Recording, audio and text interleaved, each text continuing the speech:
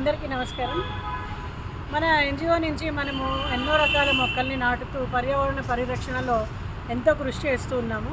అయితే మీ అందరికీ ఒక సలహా, ప్రకృతిని పరిరక్షించడంలో చాలామంది ఫెన్సింగ్కి వాడేటప్పుడు ఇలాగా ప్లాస్టిక్ అనేసి, ఇనుము అనేసి, అల్యూమినియం రకరకాల వస్తువులు వాడుతూ ఉంటారు.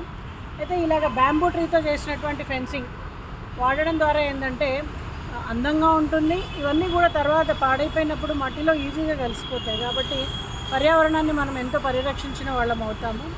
సో పర్యావరణాన్ని పరిరక్షించడంలో మనవంతు కృషి చేద్దాం. వీలైనంత న్యాచురల్గా ఉండేటువంటి కర్రలు, బ్యాంబూ ట్రీస్ అలాంటి వాటిని వాడుతూ మనం ఫెన్సింగ్ కానీ, డెకరేషన్ ఐటమ్స్ కానీ చేసుకోవడం ద్వారా మనవంతు కృషి చేసినట్టు అవుతుంది.